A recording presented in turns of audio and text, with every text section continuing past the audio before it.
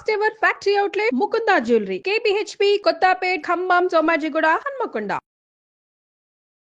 నమస్తే రమ్మ గారు. నమస్తే జయ. మంచి స్టోరీ ఏదైనా చెప్పుకుందామండి. మంచి అంటే వీర మంచి స్టోరీ చెప్తాను ఇప్పుడు. మామూలు మంచి కాదు. కొవ్వలి లక్ష్మీ నరసింహారావు గారని 50s, 60s, 70s చాలా అద్భుతమైన రచయిత. 1000 నవలలు రాశారట ఆయన. మొత్తం 1000 రచనలు చేశారు. ఒకే సంవత్సరంలో 100 నవలలు రాశారు. అబ్బా, అంత ఒక సంవత్సరంలో 100 రాశారట. అమ్మో, ఎంత కష్టమో కదా రమ్మగారు. ఎట్లా రాసేవారు, ఏ బ్రెయిన్ అది. అదే కదా, ఎంత ఆలోచించేవారు. భయంకర పేరుతోటి కథలు కూడా ఆయన చాలా డిటెక్టివ్ కథలు, అవి జానపదాలు, ఎక్సలెంట్ పుస్తకాలు, చాలా బాగున్నాయి. సినిమాల్లో కూడా ఏమిటో 1-2 సినిమాలు కూడా కథలు కూడా ఇచ్చినట్టున్నారు పాత రోజుల్లో. సినిమా పేర్లు అయితే నాకు గుర్తులేదు, కానీ ఈ కొవ్వలి గారివి కొన్ని కథలు భలే ఇంట్రెస్టింగ్గా ఉంటాయి. సుఖ సప్తతి అంటే ఒక చిలుక చెప్పిన కథలు. ఈ చిలక ఇంట్రెస్టింగ్గా ఉంటాయి. కొంచెము అడల్టరీ స్టోరీసే సరిగా చెప్పాలంటే. అయితే దీన్ని కొంచెం చక్కగా చెప్పుకోవచ్చు. ఈ కాలానికి ఉపయోగపడే లాంటి విషయాలు చాలా ఉంటాయి. పిల్లలకి అని ఖచ్చితంగా నేను పిల్లల కోసం అని చెప్పట్లేదు, కానీ పెద్దవాళ్ళకి బాగా ఉపయోగపడతాయి, సరదాగా ఉంటాయి, కొంచెం డిఫరెంట్గా ఉంటాయి. జానపద గాథలు కాబట్టి ఒక మాదిరి వయసు వచ్చిన పిల్లలకు కూడా చెప్పచ్చు.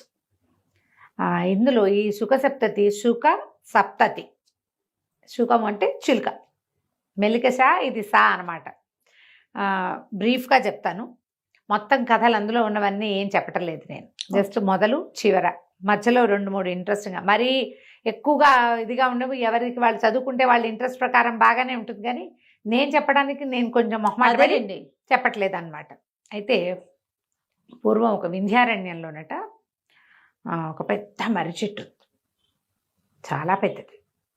అయితే ఈ మర్రి చెట్టుకి మీ చుట్టుపక్కల అడవులకి అక్కడి నుంచి వచ్చే కిరాతులు, ఆటవికులు, వాళ్ళు వీళ్ళు ఈ చెట్ల మీద చెట్ల కింద ఉండే చిన్న ప్రాణి జాతిని పట్టుకునేవాళ్ళు. చిలకల్ని, వాటిని వీటిని. ఎక్కడి నుంచో ఒక చిలకల గుంపు వచ్చి ఈ మర్రి చెట్టు మీద వాలింది. ఒకసారి ఒక కిరాతుడు ఆ ప్రాంతం నుంచి కదిలి వెళ్తూ చూశాడమ్మో, ఎన్ని చిలకలు, ఆకుల్ని మించి చిలకలు కనపడుతున్నాయి అనుకున్నాడు. ఎలాగైనా ఈ గుంపుని పట్టేయాలనుకున్నాడు. సాధారణంగా ఈ పక్షులు పట్టడానికి ఏం చేస్తారంటే సన్నటి వల నేల మీద కొంచెం అంత ఎత్తులో 4 పుల్లలు, 4 వైపులా 8 వైపులానో పుల్లలు పాతి ఈ నెట్టుని బాగా లాగి పెడతారు. ఆ నెట్ లోపల పైనుంచి చూస్తే నెట్ కనపడదు, గింజలు కనపడతాయి. గింజలు జల్లేస్తారు. పావురాళ్ళు పట్టుకోవటానికి కూడా అదే మెథడ్. గింజ ఆకర్షిస్తుంది పక్షుల్ని. ఏ పక్షులు ఇన్ని గింజలు ఇక్కడ ఎందుకున్నాయి అటువంటివి ఆలోచించవు. అవును, అలాంటి పక్షికి ఆ ఊహే ఉండదు. మిరపకాయలు కనపడినా పావురాళ్ళు పడిపోతుంటాయి వాటి మీద. అవును, వాటి లక్షణం. ఇవన్నీ గింజల కోసం వాళ్తే ఆ నెట్ పట్టేస్తుంది వాటి గోళ్ళని. ఒక్కసారి ఆ వలలో గనక గోళ్ళు పట్టుకున్నాయంటే వాటికి ఇట్లా వంపుగా ఉంటాయి కదా కాలివేళ్ళు, గోళ్ళు ఎట్లా ఉంటాయి, ఆ వంపులు ఇరికిపోతాయి.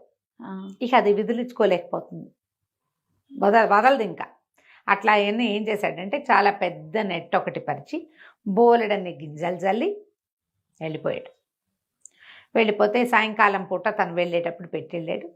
మర్నాడు పొద్దుటికి ఈ చిలకలు తెల్లవారేసరికల్లా వీటి కోసం వస్తాయి కదా తిండి కోసం, ఆ చెట్టు మించి దిగుతూ అవి చూసుకున్నాయి. మరీ అంత చెట్టు కింద ఏం లేదు, చెట్టు కొంచెం అవతలగా కనపడుతుంది. చూసేసరికల్లా ఉత్సాహపడిపోయి మొత్తం చిలకల గుంపంతా దాని మీద దిగిపోయింది.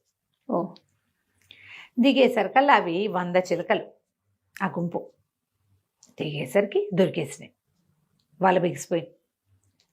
ఇవి ఇట్లా దాని మీద దిగేసరికల్లా ఆ బరువుకి ఆ కొసల్లో 4 వైపులా 4 పుల్లలు పెడతాడు కదా, ఆ పుల్లలు లాగబడతాయి. ఇవాళ విస్తారంగా పెడతాడు వాడు. ఎప్పుడైతే ఆ పుల్లలు లాగేసినాయో అట్లా దగ్గరకు వస్తుంది అనమాట. అందులో ఆ గాళ్లలో వీటి గోళ్ళు ఇరుక్కుపోతాయి. ఇక గీవురు గావురు మనే ఏం చెయ్యాలో తెలియలే. దొరికేసి ఇంకా అక్కడే ఉండాలి. వాడెవడో వచ్చి వాటిని విడిపించి పట్టుకుపోయేదాకా. అయితే ఈ మన పావురాల కథలో ఏం వింటాము, పావురా ఏం చెప్పింది, చిత్రగ్రీవుడు దీంట్లో వస్తుంది పంచతంత్రంలో, అందరం ఒకేసారి నెట్టతో సహా ఎగిరిపోదాం, వలతో సహా వల ఎగరేసిపోదాం అని చెప్పింది. చిలకలకి అంత తెలివి లేదు, శక్తి కూడా లేదు. పావురాయికి ఉన్నంత శక్తి చిలక్కి తక్కువ ఉంటుంది. వీళ్ళు ఈ చిలకల్లో ఒక రాజు ఉన్నాడు, ఒక ఆయన, ఒక మగ చిలుక. అదేం చెప్పిందంటే, ఓ పని చేద్దాం, చచ్చిపోయినట్టు నటిద్దాం, అందరం పడుందాం, వాడు వస్తాడు కదా చచ్చిపోయిన దానికి భయం ఉండదు, ఇంకా వాడు ఎత్తి బుట్టలో పెట్టాడు, పక్కన పెడతాడు. ఒక్కోటి ఒక్కోటి ఒక్కోటి లెక్క పెట్టండి, 100 మన సంఖ్య. 100 పూర్తయ్యాక ఎగిరిపోదాం, అందరం ఒకేసారి ఎగిరిపోతే సరిపోతుంది అది. సరే చిలకలు సరే అనుకుని ఆ వేటగాడి రాక కోసం వెయిట్ చేస్తూ చచ్చినట్టు పడున్నాయి. అన్ని శ్వాస బిగించేసినాయి వాడి దగ్గరికి రాగానే. చిలక గుండె కొట్టుకోటల్లా. వాడు వచ్చి చూసుకుని ఇది ఇట్లా చచ్చిపోయినాయి, ఎక్కడైనా ఏ నీళ్ళలో తాగుంటాయి అన్నీ కలిసి గుంపుగా, అందుకు చచ్చిపోయినాయి. సరే వీటన్నిటిని చూద్దామని ముందేం చేశాడు, ఒక చిలకను ఊడదీసి తీసి పక్క పెట్టాడు. అది అటగే చచ్చిపడింది. పక్కన పెట్టగానే ఎగిరిపోయింది అనుకో, వాడికి తెలిసిపోతుంది ఎగర్లా. ఇతను 1 2 3 4 అని లెక్క పెడుతూ ఒక్కోటి పెడుతున్నాడు. పెడుతుంటే 99 చిలకల్ని పెట్టేశాడు పక్కన. బుట్టలో పెట్టలా. చచ్చిన వాటికి మళ్ళీ బుట్ట ఎందుకు, సంచిలో పడేసుకుని పోతే సరిపోతుంది. ఆడ విసిరేశాడు ఎడం చేత్తోటి. అయితే ఏమైంది, సరిగ్గా 100వ అంకె వచ్చే లోపల ఆ చెట్టు మించి ఒక ఎండిపోయిన ఒక ఆకు వీళ్ళు ఈ చిలకల దగ్గర పడేసరికల్లా అవేమనుకున్నాయి, అదే 100 అని అనుకుని ఒక్క ఎగురు ఎగిరినాయి. ఓహో, ఈ చిలక 100వ చిలక ఇతని చేతిలోనే ఉంది, ఇంకా వదలలేదు. ఇంకా వదల్లా. 99 ఒకే దెబ్బకి ఎగిరిపోయింది. ఎగిరిపోగానే వీడికి అర్థమైపోయింది, అమ్మా ఇవి నన్ను మోసం చేసినాయి, ఇదే జరిగిందని చేతిలో ఉన్న చిలక పీక పిసికేపోయాడు కోపానికి. దొంగ మొహాలు ఏదో ఐడియా వేసి అవన్నీ బారిపోయినాయి. పాప అవి ఎందుకు పొరపాటు పడ్డాయి, ఆ ఎండిపోయిన మర్రాకు వల్ల పొరపాటు పడి, మర్రాకు పెద్దది కదా బరువుకి, అది చిలకే పడింది అనుకున్నాయి. కళ్ళు తెరిచి చూడటల్లా అవన్నీ లెక్క పెట్టుకుంటున్నాయి నెంబర్లు. ఆ పడిన అదటికి 100ది పడిపోయింది అనుకున్నాయి. అవి ఎగిరిపోయినాయి. అన్నీ లెక్క పెట్టుకుంటాయి, వాడు లెక్క పెడుతున్నాడు, అవన్నీ లెక్క పెడుతున్నాయి. 100 అని ఇతను ఇక్కడే ఉన్నాయి, ఆ 100 అక్కడ పడింది. 100వ ఆకు వెళ్ళిపోయింది. ఇతను పిసికేసేరు కలిపి పీక పిసికేపోయాడు కోపంతో. పటపట్లాడిపోయినాయి పళ్ళు, కోపం వచ్చేస్తుంది కదా, అంతేగా మరి. నేను పీక పిసికేస్తాను, అవన్నీ పోయినా నువ్వు ఎట్లా తప్పించుకుంటావు నా చేతిలోంచి అనగానే చిలకంది, వద్దు నన్ను చంపకు, నన్ను తీసుకెళ్ళి ఎక్కడైనా అమ్మేవా నీకు బోల్డ్ అంత డబ్బు వస్తుంది, నీకు ఎంత లాభం వస్తుందో, 1000 వరహాలకి 1 రూపాయి తక్కువ కాకుండా అమ్ము నన్ను అనేసరికల్లా ఆశ్చర్యపోయాడు. మనుషులు మాట్లాడినట్టు మాట్లాడుతుంది చిలక. చాలా ఆశ్చర్యపోయాడు. తన చేతి సరిగా పట్టుకుని అడిగాడు, నిజంగా 1000 రూపాయలకు అమ్ముడుపోతావా నువ్వు అని. రూపాయి తక్కువ కాదంతే అనేసరికల్లా సరే ఏం చేశాడు, ఆటవికుడు తన సంచి సామాన్లన్నీ తీసుకుని చిలకకి ఒక చిన్న తాడు మెడ కట్టి భుజాన్ని వేసుకుని తీసుకుపోయాడు. మామూలుగా చిలక మాంసం అమ్మేది వేరేది, మాట్లాడే చిలకలు జంతువులుని వాటిని అమ్మేది కొట్ల దగ్గరికి వెళ్ళి నుంచున్నాడు. నా దగ్గర ఒక బ్రహ్మాండమైన చిలక ఉంది, ఈ చిలక అమ్ముతాను అని. వారా వీరా ఎవరొచ్చినా 1000 వరహాలకి తక్కువ కాదంటాడు. 1000 ఇచ్చి అణాకి కొరగాని చిలకని ఎవరు కొంటారు, అణా పెట్టి కొనచ్చు దాన్ని. 2 3 ఉంటే 2 అణాలు ఇచ్చి 3 తీసుకుంటారు, కొత్తిమీర కట్టల్లాగా. అదే 1 అణా 3 ఎంతకి ఇస్తావు, 2 అణాలకి ఇవ్వు, అలా లెక్క పెడతారు. అలాంటిది పోయి ఇది ఏకంగా 1000 వరహాలంటే ఏమిటి తక్కువ. అయితే ఏమైంది, చిలక భలే అందంగా ఉంది, అది రెక్కలు కదపటము, తలెత్తి అటు ఇటు చూడటము భలే బ్యూటిఫుల్గా ఉన్నాయి. ఆ పక్షి అందం చెప్పరానిదనమాట, చాలా హుందాగా ఉంది. అయితే ఒక వ్యాపారస్తుడు ఒక ఆయన భార్యకి బహుమతిగా ఏదైనా తీసుకెళ్లాలని ఇక్కడికి వచ్చాడు. శెట్టి గారు, రత్నాల శెట్టి ఆయన, పెద్ద ఎత్తున అంటే వాళ్ళవి గ్రాండ్ స్కేల్లో ఉంటాయి కదా బిజినెస్లు. ఈ చిలకను చూసి ముచ్చటపడ్డాడు. 1000 అంటే చాలా ఎక్కువ, ఇంకొక రేట్ ఏదైనా చెప్పమన్నాడు. అనేసరికల్లా చిలకంది, ఆలోచించద్దు శ్రేష్ఠి, నన్ను తీసుకెళ్ళు, నీకు వీడికి 1000 వస్తే 1000కి 100 ఇంతలు లాభం తెచ్చిపెడతా నీకు, నన్ను నీతో తీసుకెళ్ళిపో అని పదే చెప్పేసరికల్లా ఈ శెట్టి గారు ఆ మాటలకి మరీ ముచ్చటపడ్డాడు. ఆ 1000 వాడి చేతిలో పెట్టి ఆటవిక్కడి చేతిలో ఆ చిలకను తీసుకుపోయాడు. ఒక చిన్న బంగారు పంజరం చేయించి తన వ్యాపార కేంద్రంలో పెట్టుకున్నాడు. ఎంత బాగా మాట్లాడేదో ఆ చిలక, పెద్దగా ఎగిరిపోయే ప్రయత్నం చేసేది కాదు. పంజరం నుంచి బయటకు వచ్చినా అక్కడక్కడే తిరిగేది. పళ్ళు గిళ్ళు మంచి మంచి పళ్ళు, వాటిలలో పళ్ళు పెడితే చక్కటి రుచికరమైన పండును సెలెక్ట్ చేసుకునేది. చాలా బుద్ధిగా ఉండేది. ఇక ఎన్ని రకాల బేరాలు చేసేదో, వచ్చిన వాళ్ళ వ్యాపారపు బేరాలు, ఇంకో 10 ఎక్కువ ఇవ్వండి, ఇది మీరు నష్టపోరు అని చెప్పటం. శెట్టి గారి బదులు మొత్తం బేరం అంతా చిలకే చేసేది. విచిత్రమైన కథలు చెప్పేది. అది రెక్కలు విప్పి నడుస్తుంటే ఏదో ఒక మహారాజు నడుస్తున్నట్టుగా ఉండేది, చాలా డిఫరెంట్గా ఉండేది. అయితే ఏమైంది, సరే ఆ చిలకతోటి చాలా కాలక్షేపం చేసేవాడు ఆయన. ఇంటికి వెళ్ళేటప్పుడు ఇంటికి కూడా తీసుకెళ్ళేవాడు, మళ్ళీ పొద్దున్నే తనతో పాటు తీసుకొచ్చేసేవాడు. ఈ శెట్టి గారికి మహాద్భుత సౌందర్యవతి అయిన మందారవల్లి అనే పేరున్న ఒక అందగత్తైన భార్య ఉండేది. అయితే ఒకనాడు ఆవిడ వాకిట్లో నిలబడి ఏదో మల్లె పువ్వులో ఏవో బేరం వెళ్తుంటే ఆ వాసన పీల్చడం కోసం అంత గుప్పమని వాసన వస్తుంటే వెళ్ళి మేడ మీద నుంచి. అదే సమయంలో ఈ దేశానికి ఆ ప్రాంతానికి రాజైన మలైకేతుడు అనే ఆయన రథంలో వెళ్తూ ఈ మహాద్భుత సౌందర్యవతి అయిన ఈ మందారవల్లిని చూశాడు. ఎంత బాగుంది, వివాహితైనా పర్వాలేదనుకున్నాడు. ఒక పరిచారికను పిలిచి ఆ అమ్మాయితోటి ఈ అమ్మాయికి కబురు చేశాడు. నేను ఎంతో ప్రేమగా ఉన్నాను, నీ మీద వచ్చి నాతో స్పెండ్ చెయ్యి, పెళ్లి చేసుకుంటా లేచకపోదాం కాదు, స్పెండ్ చేయమని పిలిచేశారు కల్లా సరే ఈవిడికి ఉత్సాహం వచ్చింది. రాజు అంతటి వాడు శెట్టిగారు ఎక్కడా, రాజుగారు ఎక్కడా, పైగా సౌందర్యాన్ని నువ్వు ఎంతో అందగత్తవంటే ఎవరంటే వాళ్ళ మీదే ఉంటుంది మనసు. భార్య కాబట్టి ఈయన ఎంత ముద్దుగా చూసినా ఈ కొత్తగా ప్రైజ్ చేస్తే ఒక రకమైన ఉత్సాహం వస్తుంది కదా. ఈవిడ కూడా కొద్దిగా ఉత్సాహపడింది, కానీ భర్త ఊళ్ళోనే ఉన్నాడని మాట్లాడకుండా ఊరుకుంది. రాజుగారు ఏం చేశాడు, ఒక రత్నాల వ్యాపారస్తుని ఈయన్ని పిలిచి, ఈ రత్నశెట్టి గారిని పిలిచి, నాకు వజ్రాలు కావాలి, కొత్త కిరీటం చేయించుకుంటాను, మన దగ్గర ఉన్నవేవీ కాదు, నువ్వు బయట నుంచి పట్టుకురమ్మని ఆయన ఊళ్ళో లేకుండా పంపించేసి ఈ అమ్మాయికి కబుర్ చేశాడు. నీ భర్త ఊళ్ళో లేడు కాబట్టి వచ్చి నన్ను కలవమని. ఆయన ఇక్కడికి రాల, ఈవిడ్నే అంతఃపురానికి రమ్మన్నాడు. సరే ఏం చేసింది, భర్త వెళ్ళిపోయిన రోజు రాత్రో మరుసటి రోజు రాత్రో చక్కగా సర్వాలంకార భూషితురాలయ్యి పల్లకి ఎక్కి వెళ్ళడానికి తయారైంది. ఈయన ఏం చేశాడు, రత్నాల శ్రేష్ఠి తను ఊరెళ్తూ, ఆయన వెళ్ళింది ఎక్కడ, దేశాంతరం, సముద్రం మీద వెళ్ళాలి. ఈ పక్షులు అవి కొత్త ప్లేస్ని తట్టుకోలేవు. అందుకని ఆయన ఏం చేశాడు, తన వ్యాపార కేంద్రంలో ఉండే చిలకని తెచ్చి ఇక్కడ పెట్టాడు ఇంట్లో. చిలకని జాగ్రత్తగా చూసుకోమని పని వాళ్ళకి అప్పచెప్పాడు, పెళ్ళానికి అప్పచెప్పాడు.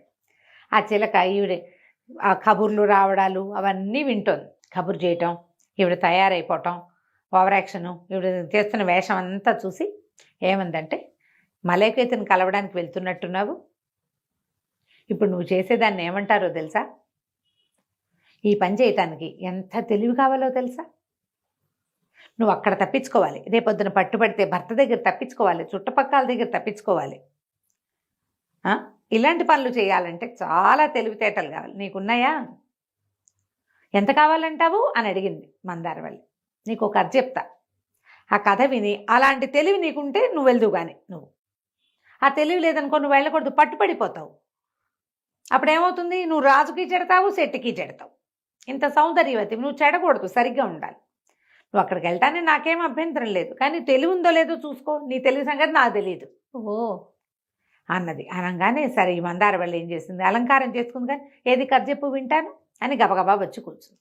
ఇక చిలక రోజు రాత్రి ఓ కథ చొప్పుని చెప్పింది ఈ అమ్మాయికి. ప్రతిరోజు ఈవిడ తయారవుతుంది, పగటిపూట వెళ్ళకూడదు, ఇది చేసేది వెధవ పని, నలుగురికి తెలిసిపోతుంది, చీకటి పడ్డాక వెళ్ళాలి, చీకటి పడి ఆవిడ అందంగా అలంకారం చేసుకుంటే సెంట్లు గింట్లు కొట్టుకుని పువ్వులు గివ్వులు పెట్టుకుని తయారవుతుంది. తయారవగానే చిలక స్టార్ట్ ఓ కొత్త కథ చెప్తుంది. ఎన్ని కథలో చెప్పింది.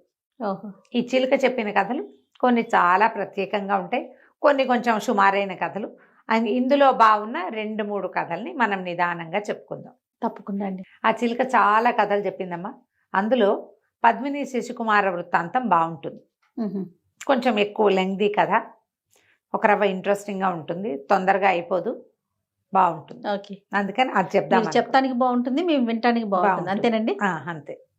పూర్వం కాశ్మీర్ దేశంలో మందారవల్లి శెట్టి గారి భార్య, ఆమె మలైకేతు అని ఆ రాజ్యపు రాజుగారి దగ్గరికి వెళ్ళడానికి బయలుదేరితే చిలుక ఆమెను ఆపి, నీకు చాలా తెలివితేటలు కావాలి ఇలాంటి పనులు చేయటానికి, దొంగ పని చేయడానికి తెలివి ఎక్కువ కావాలి, నీకు అలాంటి తెలివి ఉందా లేదా తెలుసుకో, ముందు ఒక కథ చెప్తాను, ఆ కథ విని ఆ కథలో నేను చెప్పిన ఆడవాళ్ళ విషయం చెప్తా కదా, వాళ్ళు ఎట్టా చేశారు, అలాంటి తెలివితేటలుండి దీన్ని కప్పిపుచ్చగలవు, నీ భర్తకు తెలియకుండా, లోకానికి తెలియకుండా, ఏ ఇబ్బంది రాకుండా, రాజుకు చెడ్డ పేరు రాకుండా చేయగలవేమో చూసుకుని చెయ్యి, దొంగ పని అయినా కూడా అని చెప్పి రకరకాల కథలు చెప్పింది. అన్ని రకరకాల కథల్లోంచి 1-2 కథలు సెలెక్ట్ చేసుకుని చెప్పుకుందాం మనం. ఓకే. ఎందుకంటే ఈ ప్రసంగవశాత్తు ఒక కథ చెప్పేయకుండా నేను సుఖసప్తతిని చెప్తూనే ఇది చెప్పాలనుకున్నాను అనమాట. పద్మిని శశికుమారుల కథ. పూర్వము కాశ్మీర్ కాశ్మీర్ రాజ్యంలో అవంతి అని ఒక నగరం ఉండేది. శుభకరుడు అని ఒక రాజుగారు ఉండేవాడు. ఆయనకి సుబుద్ధి అని ఒక మంత్రి కూడా. ఈ రాజు మంత్రి చాలా స్నేహితులు. వాళ్ళిద్దరికీ సంతానం లేదు. ఆ కాలంలో ఎలా ఉండేదంటే రాజుకి తప్పకుండా సంతానం ఉండాలి. స్త్రీ సంతానమైనా ఓకే, ఆడపిల్ల అయినా ఓకే. ఆ అమ్మాయిదే రాజ్యం. ఆ అమ్మాయి భర్త చూస్తాడు, ఆ కొడుకు మళ్ళీ రాజు అవుతాడు. అలా ఉండేది. సంతానం లేని రాజుకు చాలా కష్టంగా ఉండేది. పిల్లల కోసం ప్రయత్నం చేసేవాళ్ళు, ఎక్కువ భాగం ట్రై చేసేవాళ్ళు. దత్తతలు అప్పుడు లేవు. ఏం చేసేవాళ్ళు, వీళ్ళే తపస్సులు, దేవాలయాలకు వెళ్ళి యజ్ఞాలు చేసి హోమాలు చేసి ఒక్క పిల్లాడైనా పుట్టించుకునేందుకు ప్రయత్నం చేసేవాళ్ళు. మన IVF లాగా మనం ఇప్పుడు చేస్తున్నాం కదా, అలాగే మన ఆస్తి మన డైనాసిటీ పోకూడదని ప్రజలు కూడా రాజు యొక్క రక్తం, ఆ రాజవంశాన్ని గౌరవించే కాలం అది. ఆ వంశంలో పుట్టిన వాళ్ళే కావాలి అని. అయితే ఎంతకాలమో వీళ్ళకి పిల్లలు కలగల. ఈయన ఏమనుకున్నాడంటే నేను తపస్సు చేసుకుంటాను, తీర్థయాత్రలు చేస్తానని ఎన్నో తీర్థయాత్రలు చేశాడు. ఎన్ని చోట్ల జపాలు చేశాడు. ఏదేదో ఎక్కడా ఆయన కోరిక తీరుతుందన్న ఆశ ఆయనకి కలగల.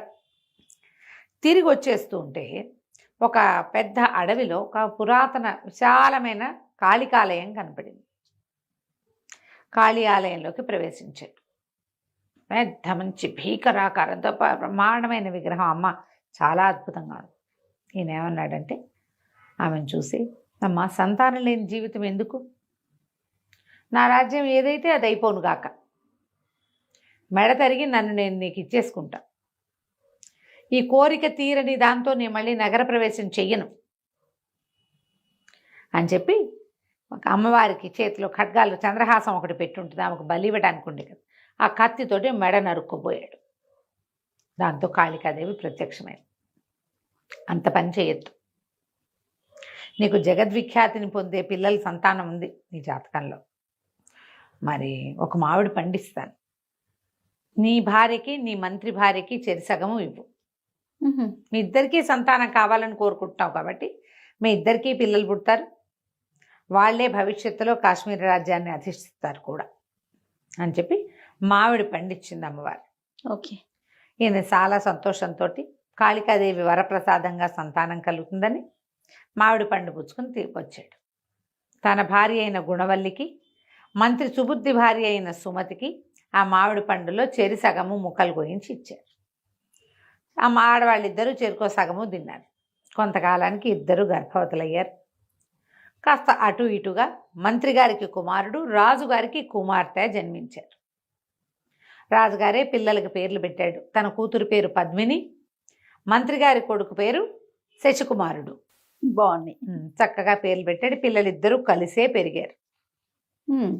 కలిసి పెరిగారు. ఎంతకాలమో 16, 17, 18 సంవత్సరాలు వచ్చినాయి. 17 ఏళ్ళు వచ్చాక ఈ శశికుమారుడు ఏం చెప్పాడంటే, ఈ పద్మిని వీళ్ళిద్దరూ కలిసే చదువుకునేవాళ్ళు, కలిసే ఆడుకునేవాళ్ళు, కలిసే యుద్ధ విద్యలు నేర్చుకున్నారు. ఒకళ్ళ మీద ఒకళ్ళకి అట్రాక్షన్ కూడా ఉంది వాళ్ళకి.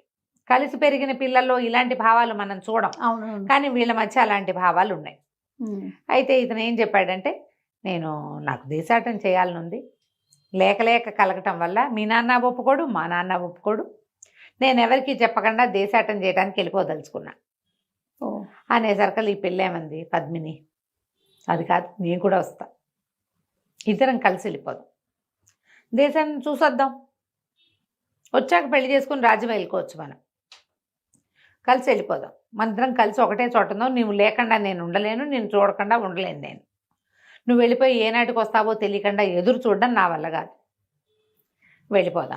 వెళ్ళిపోదాం అనేసరికి సరే చక్కగా అన్ని నగలు నాణ్యాలు సర్దుకుని ఇద్దరు కలిసి చెరుకో గుర్రమో వేసుకుని వెళ్ళిపోయారు. వెళ్ళి ఇక ఆ ఊరు ఈ ఊరు అన్నీ అట్లా చూసుకుంటూ వెళ్ళారు. వెళ్తే సరే ఒక పెద్ద అడవిలోకి ప్రవేశించారు. ఒకరోజు అడవిలోకి ప్రవేశిస్తే ఆ అడవిలో ఒక బ్రహ్మాండమైన తామర కొలను ఉందట. ఆ తామర కొలంలో చక్కగా స్నానం చేశారు. దాని పక్కన ఒక పురాతనమైన పెద్ద దేవళం, ఎన్ని శిల్పాలు ఉన్నాయో అన్నట్టు అక్కడ. అది మహాసౌందర్యవంతంగా ఉన్నాయి శిల్పాలన్నీ. ఆ శిల్పాల మధ్య తిరుగుతూ కబుర్లు చెప్పుకుంటూ ఈ పిల్ల ఏమందంటే, ఇంత అద్భుతమైంది చూడ, చెరువు ఎంత అందంగా ఉందో, ఈ గుడి ఎంత అందంగా ఉందో, ఇక్కడే మనం గాంధర్వ విధిని వివాహం చేసేసుకుందాం అని నవ్వుతూ, తన మెడలో ఒక దండ ఉంది అమ్మాయి, మణిమాల, చాలా ఖరీదైంది. కాశ్మీర్ వంశంలో కొన్ని తరాల నుంచి వస్తోంది. దాంతో ఒక సుమారైన సైజు రాజ్యాన్ని కొనేసుకోవచ్చు, అంత విలువైంది. అంత విలువైంది. ఆ మెడలో నుంచి మణిమాల తీసి ఆ అబ్బాయి మెడలో వేసింది, శశికుమారుడి మెడలో. ఎప్పుడైతే ఈ మణిమాల మెడలో వేస్తే నవ్వుకున్నారు ఇద్దరు, కబుర్లు చెప్పుకుంటూ. ఆ మణిమాల తీసి దాన్ని ఇట్లా పరిశీలించాడు, ఎంత బాగుందో, ఎంత అందంగా ఉంది, ఎంత బాగా చేశారు, ఏం పనితనం అని చెప్పి దాన్ని చూస్తూ ఇట్లా చేతికి వేసుకున్నాడు, ఇట్లా చేతికుంది. అయితే ఆ విగ్రహాలు చూస్తున్నారు ఇద్దరు కలిసి. శిల్పాలు ఉంటే చూస్తారు కదా సైట్ సీయింగ్ లాగా. ఆ విగ్రహాలు చూస్తుంటే ఆ విగ్రహాల్లో రంభ, ఊర్వశి, మేనక, తిలోత్తమ ఇట్లా అప్సరసల విగ్రహాలన్నీ ఉన్నాయి. అందులో ఉన్న మేనక విగ్రహం ఎంత అందంగా ఉందో. దేవతా సౌందర్యం వేరే ఉంటుంది కదా. ఇతను ఏం చేశాడు, ఈ చేతిలో ఉన్న మణిమాలని, ఇట్లాంటి మణిమాలలు ఇలాంటి వాళ్ళకి సరిపోయేవి, మనలాగా మనుషులకు సరిపోయేవి కాదని ఆ మణిమాల ఎత్తి మెడలో వేశాడు, ఆ మేనక విగ్రహానికి వేసేసాడు. వేశాక ఇద్దరు ఏవో పళ్ళు ఆహారం మధ్యలో ముందు ఊర్లో ఏదో కొనుక్కున్నారు, చెరువు దగ్గరికి కూర్చుని చక్కగా ఆహారం తిన్నారు, చెరువులో కాళ్ళు ఆడిస్తూ కూర్చున్నారు, కాసేపు నిద్రపోయారు. ఇంకా లేచి వెళ్ళిపోదామని బయలుదేరేశారు. గుర్రాలు ఎక్కారు. గుర్రాలు ఎక్కి ఈ అడవిలో నుంచి బయటికి వెళ్ళిపోయారు. దానికి దగ్గరలో ఒక నగరం ఉంది ఆ అడవికి దగ్గర. ఆ నగరం తాలూకు మొగదల్లోనే పెద్ద శ్మశానం ఉంది. అదాకా వెళ్ళారు. వెళ్ళేసరికి ఆ శ్మశానపు వాకిట్లో ఒక ముసలమ్మ తెగేడు చేస్తోంది. అందంగా ఉంది, బొళ్ళు నగలేసుకుంది. ఇటు దగ్గరికి వెళ్ళారు. వెళ్ళేసరికల్లా ఈ పిల్లని చూసేసరికల్లా ఆవిడ, అమ్మ వచ్చావా అని చేతులు పుచ్చుకుంది. ఎవరమ్మా, ఎందుకు ఏడుస్తున్నావు, ఎందుకవ్వా ఇక్కడ నుంచి ఎందుకు ఏడుస్తున్నావని అడిగారు. అడిగితే, అయ్యా నేను అది ఆ అమృతవాహిని, ఆ నగరం పేరు. అమృతవాహిని నగరంలో చాలా పేరుగొన్న గణికని నేను, నళిని నా పేరు, నా కూతురు 16 ఏళ్ళది, ఇట్లాగే ఉండేదచ్చు. నిన్న రాత్రి కలరా వ్యాధితో మరణించింది. పిల్లని తెచ్చి పూడిపిచ్చి దాన్ని వదిలిపెట్టి వెళ్ళలేక ఇక్కడే పడి ఏడుస్తున్నాను నాయన. నాకు ఇక పిల్లలు లేరు, లేక కలిగింది. ఇప్పుడు ముసలిది, చచ్చిపోయిన పిల్ల 16 ఏళ్ళు అని తెగ ఏడ్చి మా అమ్మ, మా తల్లి అచ్చు, మా అమ్మ ఎల్లేనే ఉన్నావు, మాతో ఉండు, నాతో ఉండండి, మీ ఇద్దరు మా ఇంట్లో ఉండండి అని తెగ బతిమలాడింది. సరే వీళ్ళు కూడా ఈ దేశం చూద్దాం అనుకున్నారుగా. ఒక కాపుకి ఒక ఇల్లు ఉందనుకో, ఆ ఇంట్లో ఉండి అన్ని చూసుకోవచ్చు. ముసలమ్మ ఏడుస్తుంటే చిన్నపిల్లలు కదా వీళ్ళు, అందుకని ఏం చేశారు, ఈ ఆవిడతోటి వెళ్ళడానికి ఒప్పుకున్నారు. ఆవిడ బండి ఎవరినో కేకేసి ఆ బండి ఎక్కింది. వీళ్ళు గుర్రాల మీద వాళ్ళ ఇంటికి వెళ్ళిపోయారు. ఇంటికి వెళ్ళంగానే ఆవిడ బోళ్ళు చక్కగా స్నానాలు చేయించి, వీళ్ళకి అలంకారాలు చేయించి, వస్త్రాలు అవి కట్టించి, చక్కగా నగలేసి మెళ్ళో, ఎంతో ముద్దుగా చూసుకుంటానమ్మా, నాతో ఉండండి, నా సొమ్మంతా మీకే ఇస్తాను, నేను ఎవరికి నాకు పెట్టేది లేదు, పోసేది లేదు. పెళ్ళుంటే దాని జీవితం ఇంకోలా ఉండేది, చిలకా గోరింకాళ్ళే ఉన్నారు, రతిదేవి మన్మధుడల్లే ఉన్నారని బోళ్ళంతా ముద్దు చేసింది. ఎప్పుడైతే ఈ మెళ్ళో నగలు ధరింపజేసిందో అప్పుడు ఈ శశికుమారుడికి గుర్తొచ్చింది. తను ఏం చేశాడు, మణిమాలని తీసి మేనక మెళ్ళో వేసేసాడు.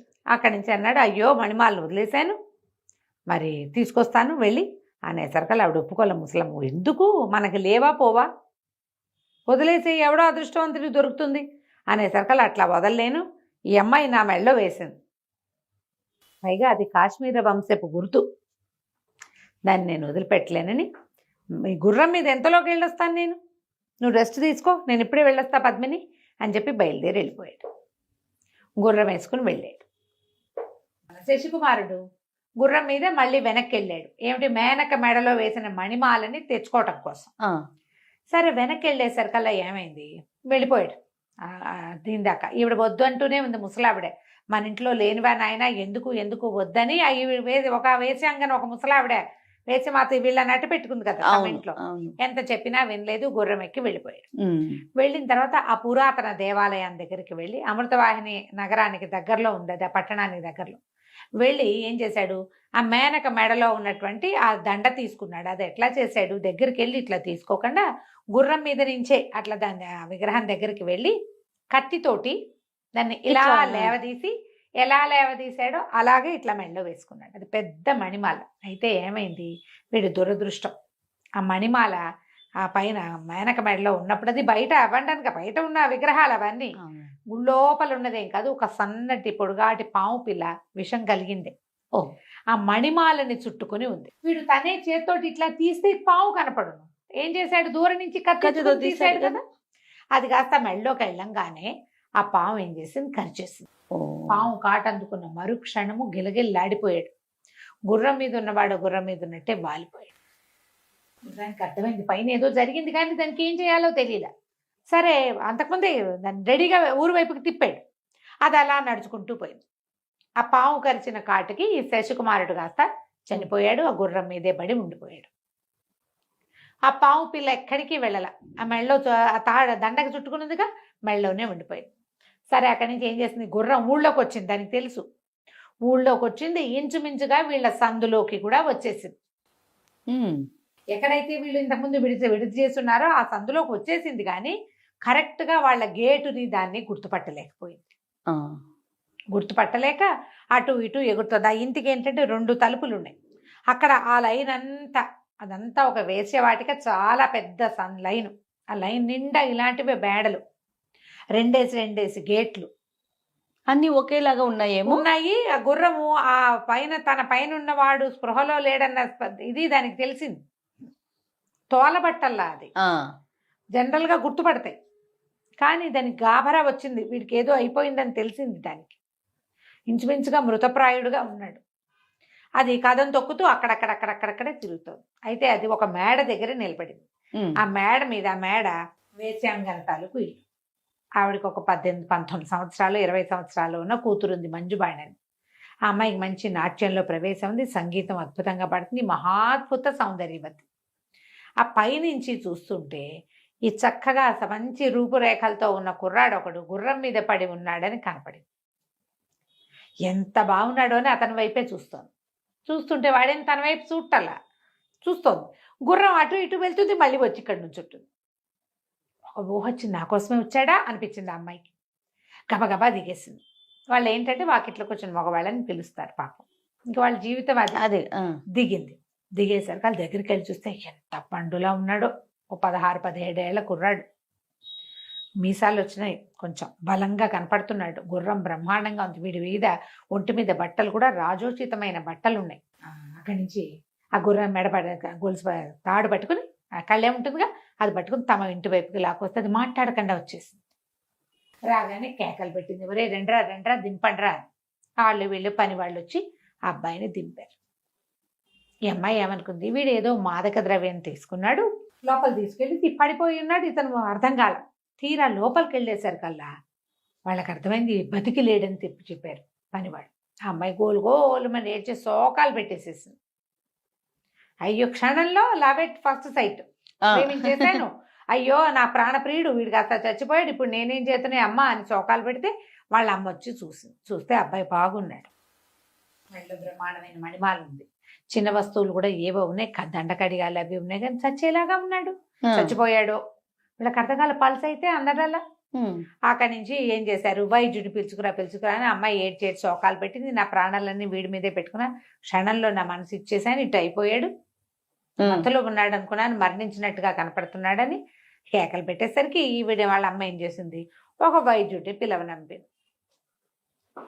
ఆ వైద్యుడు వచ్చి చూసేసరికి ఒళ్ళంతా పరీక్షించేసరికి అప్పుడు అతనికి ఈ మణిమాలకి ఈ ప్రాంతంలో ఒక చిన్నటి సన్నగా ఇంత పొడుగ్గా పురికోసలాగా ఉన్న పాము చుట్టుకుని నిద్రపోతోంది. అది కాటేసి మళ్ళీ పడుకుంది. అప్పుడు ఆయన ఏం చేశాడు, చెప్పాడు, ఇతను చచ్చిపోయాడు, ఇంచుమించుగా విషం దిగి ఇట్లా ఉన్నాడు, ఒక పని చేద్దామని. ఇతను ఒట్టి వైద్యుడు కాదు, ఇతనికి మంత్రం కూడా వచ్చు, గారుడ మంత్రం ఏది.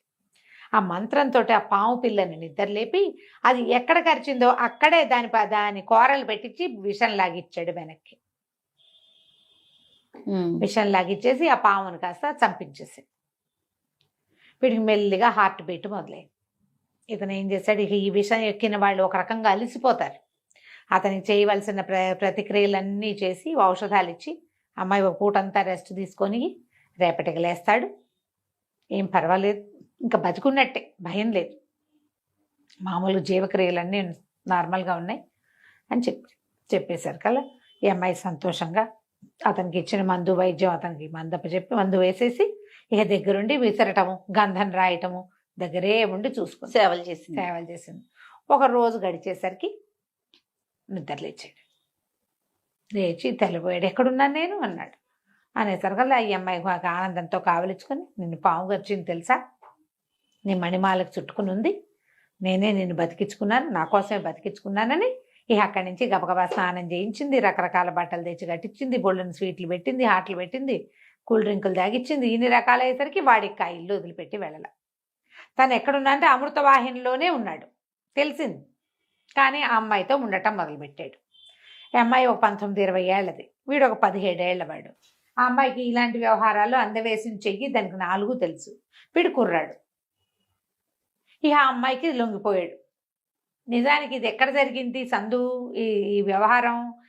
ఏ లైన్లో అయితే ఆ అమ్మాయి పద్మిని ఉన్నదో అదే లైన్లో కొన్ని ఇళ్ల తర్వాత అక్కడే ఉండి కూడా ఇంకా పద్మిని మాట ఎత్తనివల ఆ అమ్మాయి అసలు క్షణం ఊపిరి సలపనివల వాడికి. ఆ అమ్మాయితోటే ఉండటం మొదలుపెట్టాడు. ఓ 4 రోజులు 3 రోజులు ఉండి మోజు తీరిపోయాక వెళ్ళిపోతాడు అనుకుంది వాళ్ళమ్మ. మనవాడు గదల్లా దివో ఆవిడే. ఇంతలో ఎప్పుడైతే ఇతను సాయంకాలం అయినా తిరిగి రాలేదో ఆ పద్మిని ఏడవటం మొదలుపెట్టింది. సాయంత్రం అయింది, రేపైంది, 3వ రోజు అయింది, రాడే.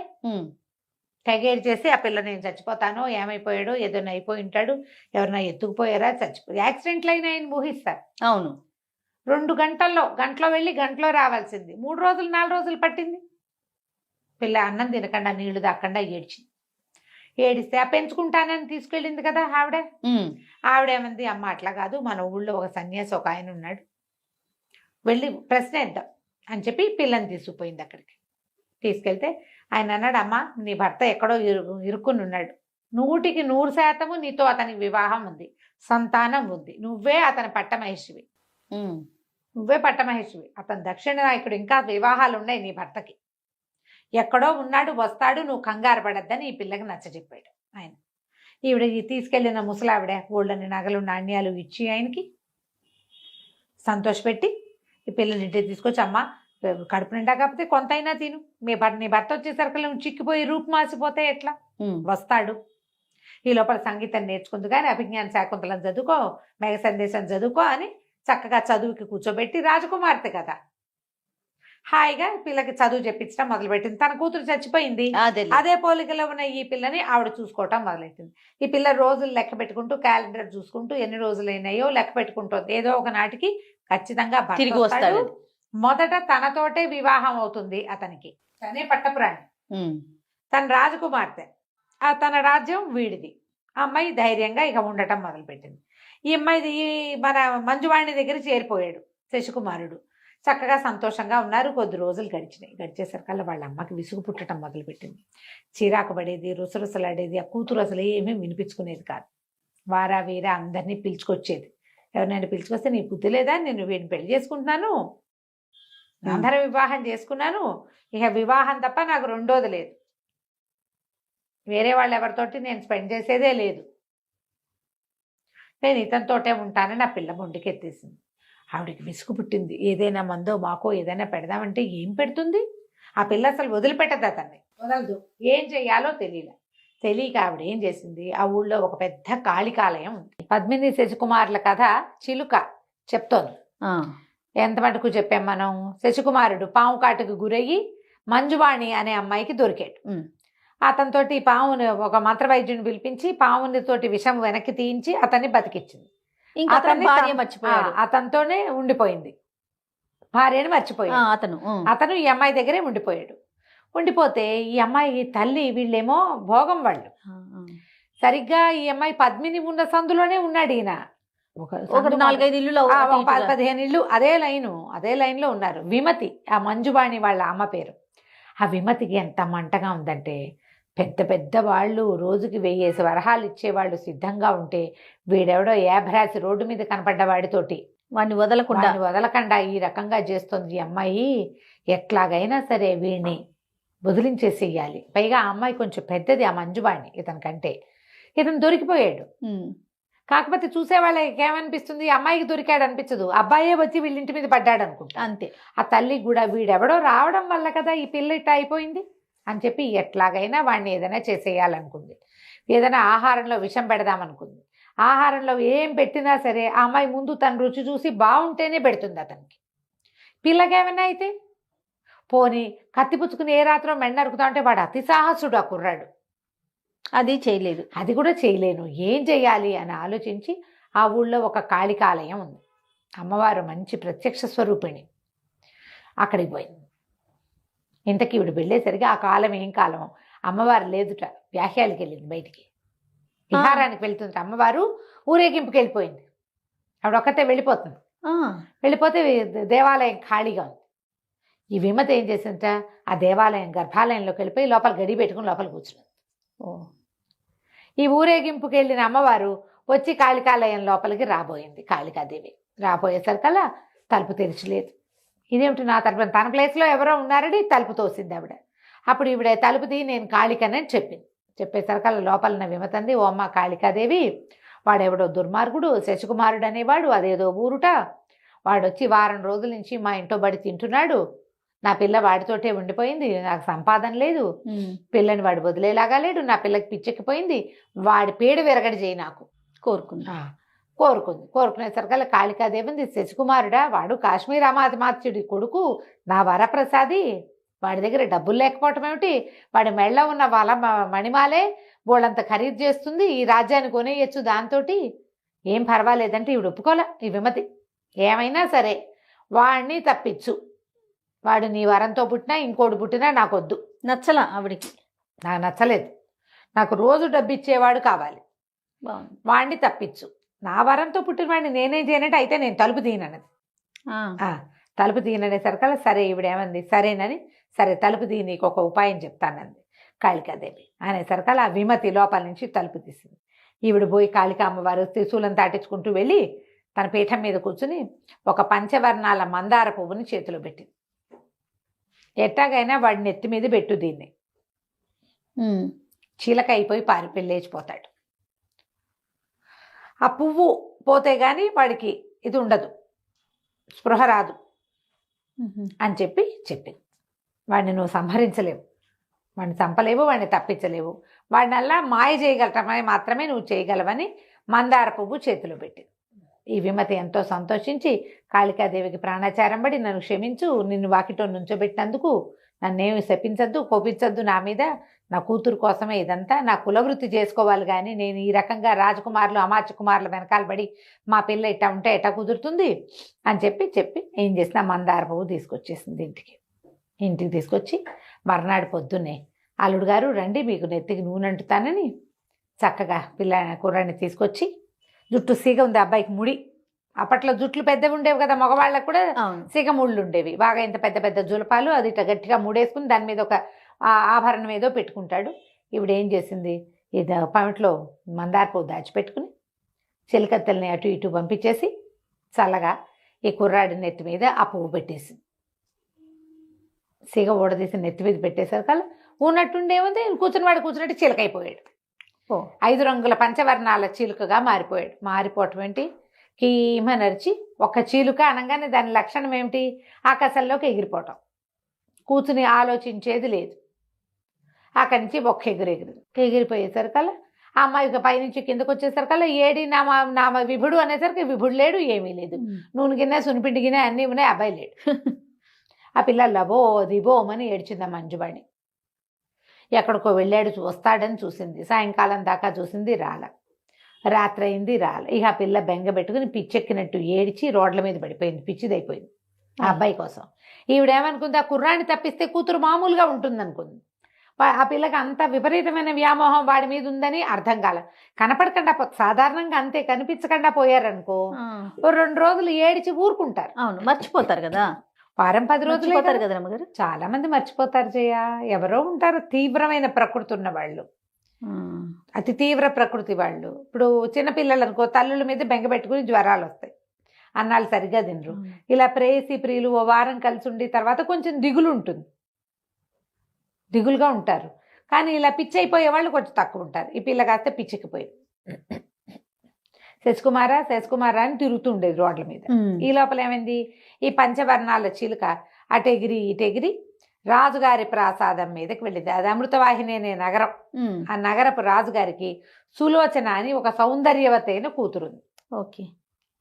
ఆ రాజప్రాసాదం బయట నిలబడి ఆ పిల్ల పైన ఇట్లా తిరుగుతోంది అటు ఇటుగా. సాయంకాలం సరదాగా తిరుగుతూ ఉంటే ఆ పక్షిని చూసేసరికి దానికి సరదా వచ్చేసింది. నాన్నగారు ఏమైనా సరే నాకు ఆ పక్షి కావాలి అనేసరికి ఇక ఏం చేశారు, భటులంతా రోడ్ల మీద పడి ఆ పక్షిని పట్టుకొచ్చి పిల్లకిచ్చారు. పిల్లకిస్తే ఈ అమ్మాయి ఏం చేసింది, దానికి బోళ్ళంతా ఫుడ్ పెట్టి అవి పెట్టి బంగారు పంజరంలో పెట్టుకుని ఎంతో సంతోషంగా ఉండేది. సాయంకాలాలు ఏం చేసేది, తలుపులన్నీ వేసేసి బయటికి పారిపోకుండా అది అక్కడక్కడే తిరిగేలాగా సరే ఆ పక్షిని చక్కగా దగ్గర కూర్చోబెట్టుకుని మాట్లాడిచ్చేది. అదేదో ఊహా అంటూ ఉండేది. మునువాలు అంటుంటే మరి బాగుంటుంది కదా, ఇంట్రెస్టింగ్ అనిపిస్తుంది, అసలు ఇంట్రెస్టింగ్గా ఉంటుంది.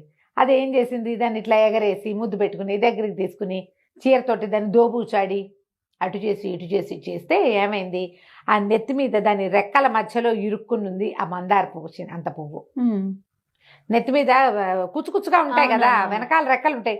దాని ఈ 5 వర్ణాల పక్షులు అంటే పెద్దవి, ఇంత బుజ్జి పక్షి కాదు అది, పెద్ద పక్షి. దాని ఆ చెవి అంటే వినికిడి సాధనం లాగా కొంచెం ఏదో ఉంటాయి చిన్న చిన్నవి. ఈ పైన ఒక కుచ్చల్లే ఉంది. ఆ కుచ్చులో ఇరుక్కున్న మందార పువ్వు ఎగిరి టక్కని పక్కన పడింది.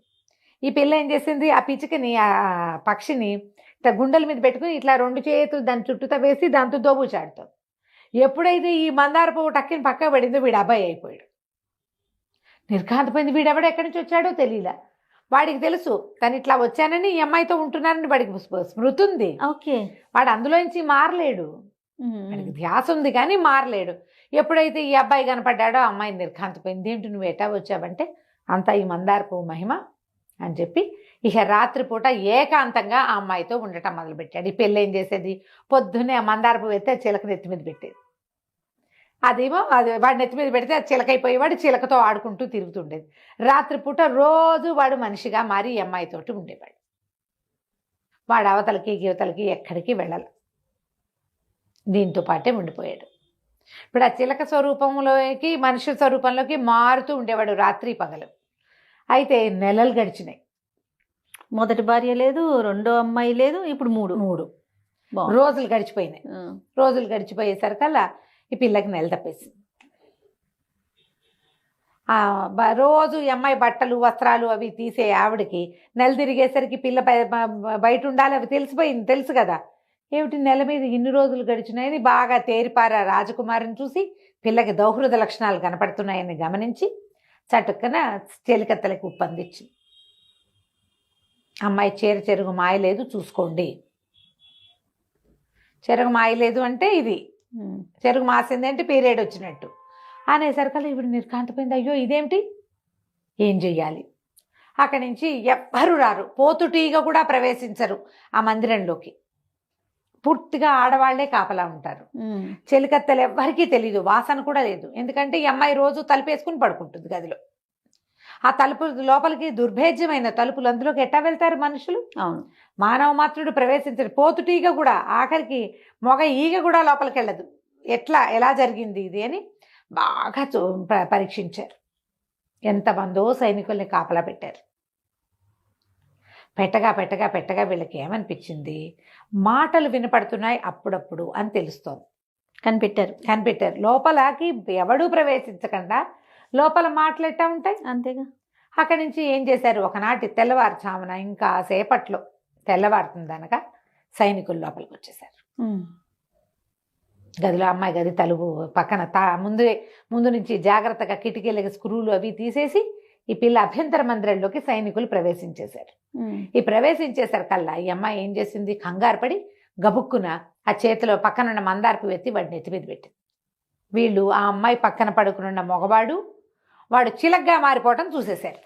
ఓహో, మంచం మీద ఉన్న ఆ కుర్రాడు ఓ 19-20 ఏళ్లవాడు, చక్కగా నవమన్మధాకారుడుగా ఉన్నవాడు, మంచం పొడుగుతూ ఉన్నాడు, తెల్లగా కనిపిస్తున్నాడు. పిల్లాడు బలశాలిగా కనిపిస్తున్నాడు. ఎంతసేపు కుర్రాళ్ళని గమనించటం, పైగా సైనికుల దృష్టి బాగా సూక్ష్మంగా ఉంటుంది. అవును. చూస్తూ ఉండగానే అది వాడు చిటుక్కున చిలగ్గా మారిపోవటం చూసేసరికల్లా సైనికులంతా కేకలు పెట్టారు. వీళ్ళల్లో ఈ లోపలికి ప్రవేశించిన గూఢచార సైనికుల్లో ఒకడు కామరూప విద్య తెలిసిన వాడు, మంత్రాలు తెలిసిన వాళ్ళు కొంతమంది ఉండేవాళ్ళు ఆ రోజులు. వాడు చటుక్కునే డేగ రూపంలో ఆ చిలక వెంట పడ్డాడు. మరి ఇది రాజకుమార్తె గర్భవతి అయింది, అమ్మాయే మనకి రేపొద్దున కాబోయే రాజు, వీడెవడో దుర్మార్గుడు అతి కన్యాంతఃపురంలోకి వచ్చేసి కన్యని గర్భవతిని చేసేస్తే అది ఎట్లా పనికొస్తుంది? వాడిని పట్టుకోవద్దు. వాడు మనిషో ఇంకోడో ఏమిటో అదైనా తెలియాలి, ప్రజలకు సమాధానం చెప్పాలి కదా. అంతేగా. వీడు డేగ రూపంతో బడి వెంట పడ్డాడు. పడేసరికల్లా ఇక గిరికీలు కొడుతూ పరిగెత్తింది చిలక. వాడు చిలకగా మారాడు, కానీ చిలకలాగా తిరగడానికి వాడికంత ప్రాక్టీస్ లేదు శశికుమారుడికి. అవును, ముందు చిలకగా మారాడు. ఒక రోజంతా రాజుగారి అత్తపురం మీద తిరిగాడు. వాళ్ళు పట్టేశారు. పట్టిన దగ్గర నుంచి అమ్మాయితోటే ఉన్నాడు. వాడికి ఏమొచ్చు? ఎగరటం. ఏటా ఒకటి దొరకలేదు, ఇంకా దొరుకుతాడు. ఇక పరిగెత్తాడు, ఎగిరాడు, దూకాడు. ఈ లోపల సైనికులు కొంతమంది రాజుగారితో చెప్పారు, ఎవడో కుర్రాడు వాడు చిలకగా మారిపోయాడు. ఆ చిలక మగవాడు, అందుకనే అంతఃపురంలోనే ఉండటం వల్లే ఇలాంటిది జరిగింది. అక్కడి నుంచి ఆ పిల్లల్లో దిబోమని రాజకుమార్తె ఏడవటం మొదలుపెట్టింది, నా భర్తో అని. ఆ అమ్మాయి ఏడుస్తుంది. ఏం చేయాలి? ఈ చిలక ఇంకా దొరకల. సరే, ఈ డేగేమో దాని బడి వెనకాల పడింది. పడేసరికల్లా ఎట్లాగో వెళ్ళి వెళ్ళి వెళ్ళి ఈ ఊళ్ళోనే ఒక చోట, ఒక తోటలాగా ఉంది, బహిర్భూమి యాక్చువల్గా అది, కొంచెం బాత్రూమ్కి వెళ్ళడానికి వాడుకునేది అనమాట. ఆ బహిర్భూమిలో ఒక దీంట్లో ఏమనాలి, ఒక పొదలాంటి దాంట్లో దూరింది చిలక. ఆ దూరేసరికల్లా ఏమైంది అనే ఆ నెత్తికి పైన ఆ పొదలో ఉన్న ముళ్ళు పట్టేసుకుని మందార పువ్వు అక్కడ పడిపోయింది. వీడు కుర్రాడిగా బయటకు వచ్చాడు. ఆ పొదలో నుంచి బయటకు వచ్చి పరిగెత్తుకుంటూ వెళ్ళి ఆ యుద్ధానికి కొంచెం పెడగా ఉన్నటువంటి ఒక పెద్ద భవనంలోకి ప్రవేశించాడు. ఇక్కడ ఏం జరిగింది? ఆ భవనం ఎవరిదంటే ఒక శెట్టి గారిది. ఆ ఇల్లు సోమిశెట్టి అని ఒక శెట్టి గారి ఇల్లు. ఆయన భార్య వాసవి, అమ్మాయి పేరు. కేశవ శెట్టి గారిని చాలా డబ్బున్న వాళ్ళు ఆ అమ్మాయిని ఈ సోమిశెట్టికి ఇచ్చారు. వివాహం అయిన తర్వాత అతనికి ఏదో వ్యాధి బయటపడింది, చర్మ వ్యాధి. రకరకాల మందులు పడతాడు, ఎప్పుడు బాత్రూమ్కి వెళ్లాల్సి వస్తుంది. అతని పరిస్థితి పాపం చాలా కుంగిపోయినాడు మనిషి. ఈ పిల్ల మహాద్భుత సౌందర్యవతి ఆ వాసవి. ఏం చేస్తుంది? ఇక వివాహానికి కట్టుబడి భర్తతోటి ఏమీ మనసు లేదు, కానీ ఏదో ఆయనతో పాటు ఉంటుంది. అతను బాత్రూమ్కి వెళ్తూ ఉంటాడు, ఎంతసేపు ఆ బహిర్భూమిలో ఉన్నాడు. అతను అమ్మాయి అతని కోసం ఈ గుమ్మం బయట నీళ్ళ చెంబు పుచ్చుకుని నుంచున్నది కాళ్ళు కడుక్కోవడానికి. ఎప్పుడైతే ఈ అమ్మాయి పరిగెత్తుకుంటూ మనవాడు మన శశికుమారుడు చటుక్కుని అక్కడికి వెళ్ళాడు. వెళ్ళి నా ప్రాణాలకు ప్రమాదం, ఎవరైనా వస్తే నేను ఇక్కడ లేనని చెప్పండి అని చెప్పేసి గుమ్మంలోకి వెళ్ళాడు. సోమిశెట్టి గారి ఇంట్లోకి పరిగెత్తాడు శశికుమారుడు. సోమిశెట్టి గారు ఎక్కడున్నాడు? బయట ఉన్న బహిర్భూమిలో ఉన్నాడు. చెంబు పుచ్చుకుని భార్య అమ్మాయి నుంచింది. ఆ అమ్మాయి అతని కేసే చూస్తోంది లోపలికి. బాగున్నాడో. అక్కడి నుంచి నలుగురు ఈ మన డేగ రూపంలో ఒక రాజభట్టుడు వచ్చాడు కదా. అవునవును. వాడేం చేశాడు? ఎప్పుడైతే ఈ కుర్రాడు ఇటు వచ్చాడని తెలిసిందో దిగేసి రూపం మార్చేసుకున్నాడు. డేగ రూపంలో పరిగెత్తాడు చిలక వెనకాల. అవును. పరిగెత్తి అమ్మాయి ఇక్కడికి ఎవరైనా వచ్చారా అండి అని అడిగాడు. అడిగేసరికల్లా ఇప్పుడు ఏం చేస్తుంది? గుట్టకలు మింగేసి అమ్మాయి అక్కడికి వెళ్ళాడు. అక్కడ కూర్చున్నాడు అతనే అని చూపించేసి భర్తను చూపించింది. వాడు అక్కడి నుంచి కేకలు పెట్టి విజిలేసాడు. ఒక 4-5 సైనికులు పరిగెత్తుకొచ్చేసారు. ఊరంతా తిరుగుతున్నారు వాళ్ళు. అవును. ఆ కూడళ్లలో ఉండే పోలీసులు విజిల్ వినగానే మనవాడే ఎవడో కేకేస్తున్నాడని వస్తారు కదా. ఈ అమ్మాయి చెంబు పుచ్చుకుని నుంచునే ఉంది. చెంబు చేత వెనకాల చీర వెనకాల దాచేసుకుంది. లోపలికి వెళ్ళాడు, కూర్చున్నాడు. అదిగోండి అని అనేసరికలు వీళ్ళు కాంతిపోయారు. లోపల కూర్చుని ఉన్నాడు ఒకడు. వీళ్ళు పరిగెత్తుకుంటూ వెళ్ళి ఇద్దరు మనుషులు చెరుకో పక్కన వచ్చారు. రెక్కలు పుచ్చుకొని లేవలేదు, తీసుకెళ్ళిపోయారు. సిచ్యువేషన్ కూడా చూడండి. వాడు అంటే ఈ వేషం వేస్తున్నాడు అనుకున్నారు. అదేలే, రాజకుమార్తెతోటి అంత పనిచేసిన వాడు చిలకగా మారిపోయి ఇప్పుడు బహిర్భూమిలోకి దూరిన వాడు అక్కడ కూర్చుని పువ్వులు ఏరడానికి వెళ్ళాడు కదా. అక్కడ అందరూ ఏం చేస్తారో వీడు కూడా అదే చేస్తాడు. వాళ్ళ మధ్యలో ఉండి తమని మోసం చేస్తున్నాడు అనుకున్నారు వాళ్ళు. అనుకుని వీడు గట్టిగా పెడరెక్కలు విడిచి పట్టుకొని రా అని ఈ దేగ రూపంలో వచ్చిన వాడు అరిచాడు. ఆ వెళ్ళిన వాళ్ళు 4 చెరుకో 2 చొప్పున రెక్కలు పుచ్చుకుని లేవది లబోదిబో ఏమిటి నన్ను ఎక్కడికి తీసుకెళ్తారు ఏమిటండి అంటూనే ఉన్నాడు. ఇక లాభం లేదు, అంతే. ఆయన కాసరి తీసుకుపోయారు, చెరసాల పడేసారి తీసుకుపోయి. ఆయనకు ఒళ్ళంతా అక్కడక్కడ మచ్చలు, కుష్టు, ఎప్పుడు బాత్రూమ్కి వెళ్లాల్సి వస్తుంది. వంగిపోయి కుంగిపోయి కునారి వెళ్ళిపోయినాడు ఆయన. ఆ వేషంలో రూపం మార్చుకున్నాడని వీళ్ళు నమ్మారు. ఈ లోపలికి వెళ్ళిపోయిన కుర్రాడు తన భర్తను ఎప్పుడైతే వాళ్ళు పట్టుకుపోయారో ఈ అందగత్తెగా ఉన్న వాసవి చెంగు మన లోపలికి వెళ్ళిపోయి ఆయనకి పాతసేవది కాళ్ళకి నీళ్ళిచ్చి తినడానికి తిండి పెట్టి నువ్వు నా అదృష్టం కొద్దీ నా ఇంట్లోకి వచ్చావు, నాతోటే ఉండిపోమని వాడితో బ్రహ్మానందాన్ని అనుభవించడం మొదలుపెట్టింది అమ్మడు. అక్కడి నుంచి వాళ్ళ నాన్నకి అమ్మకి కబురు చేసింది. నాన్న ఇన్ని రోజుల నుంచి నా భర్తకి జబ్బు తగ్గాలని పూజలు చేస్తున్నాను కదా, అమ్మవారు కరుణించింది, కాళిక కరుణించి నా భర్తని అందగాడుగా చేసేసింది. ముదితలు నేర్వగా రాని విద్య గలదే ముద్దార నేర్పించిన ఇంత ముద్దుగా అబ్బాయి లోపలికి వచ్చాడు, దొరికిందే ఛాన్స్. అమ్మాయి ఆ పని చేసేసింది. మా ఆయనకి రూపం మారిపోయిందని అదని ఎవరికి చెప్పొద్దు నాన్న, దిష్టి తగులుతుంది కొంతకాలం, అమ్మవారు కూడా ఆజ్ఞ, ఎవరితో చెప్పకూడదు, వచ్చి చూడండి అంటే వాళ్ళిద్దరు వచ్చి మన్మథాకారుడుగా ఉన్న కుర్రాన్ని చూసి ఆశ్చర్యపోయారు. ఏమిటి సోమశెట్టి ఇలా అయిపోయాడా? నమ్మేశారు. ఎవరి కూతుర్ని వాళ్ళు నమ్ముతారు కదా జయ, అంతే రమ్మగారు కదా, ఎవరి పిల్లల్ని వాళ్ళు 100% నమ్మేస్తాం. పైగా ఇంతకాలం అతనికి జబ్బుగా ఉంటే ఆ పిల్ల పాపం బికమం వేసుకుని ఆయనతో పాటే ఉండేది. నమ్మేశారు. ఆ అమ్మాయిని చక్కగా అల్లుడిని కూతుర్ని సంభావించారు, ఎవరికి చెప్పలా. వ్యాపార పనులన్నీ మామగారే చూసుకోవటం మొదలుపెట్టాడు. ఒక 4-5 రోజులు, ఆ వారం రోజులు గడిచినాయి. సరే ఈ కొంచెం వైద్యం చేయించారు ఆ సోమశెట్టికి. చేయించి రాజుగారు ఎక్కడికో వెళ్ళాడు. సరిగ్గా ఇదే సమయంలో ఆయన ఏదో దేవాలయానికి వెళ్ళాల్సి వచ్చి ఆయన రాజుగారు వచ్చేసరికల్లా ఇతన్ని తీసుకెళ్ళి చూపించారు. ఇతనే అమ్మాయి గారి ప్రస్తుత పరిస్థితి, ఆవిడ గర్భావస్థకి కారణం వీడే, మేము చూస్తుండగానే చిలక ఇలా మారిపోయాడు అనేసరికల్లా లబోదిబో కొట్టుకున్నారు వీళ్ళు. కొట్టుకున్నాడు ఆ సోమశెట్టి. బాబోయ్ నేను సోమశెట్టినండి, కేశవ శెట్టి గారు అల్లుణ్ణి, నాకు ఒంట్లో బాగుండలేదు, నా భార్య ఏమో బయట నుంచి ఉంది, నేను అప్పుడే లోపలికి వెళ్ళాను, అలాంటి పని చేయలేదు, నాకు అసలు ఆరోగ్యం ఏదండి, ఎన్నాళ్ళుగానో నేను ఇంటికే పరిమితం అయిపోయి ఉన్నానని లబలబలాడిపోయాడు.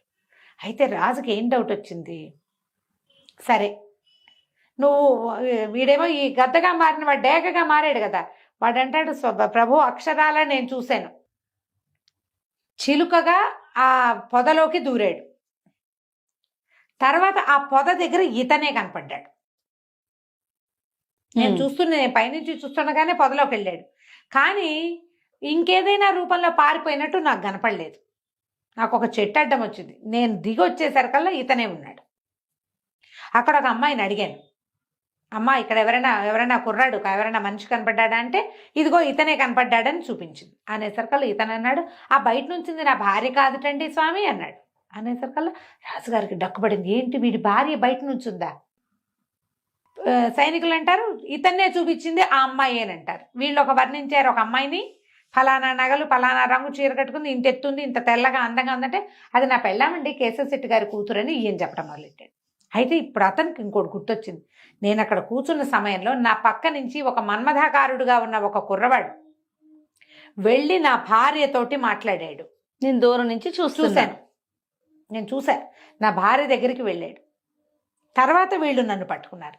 ఆనంగానే రాజుగారికి డౌట్ వచ్చింది, ఏదో జరిగింది, అమ్మాయి మతలబు చేసిందా కుర్రాడు మతలబు చేశాడా? ఆ పిల్ల ఏం చెప్తోంది, సులోచన అతను చాలా అందమైన వాడు అని చెప్తోంది. ఇక్కడ వీళ్ళు పట్టుకొచ్చిందేమో కుంగి కునారి వెళ్ళిపోయి జబ్బుతో తీసుకుంటున్న వాడు వాడిని తెచ్చి వాడికి చిలగ్గా మారిపోయే విద్య వచ్చని అమ్మాయి చెప్తోంది. సరే అక్కడి నుంచి ఏం చేశారు, కేశవ శెట్టి గారికి కబురు చేశారు రమ్మని.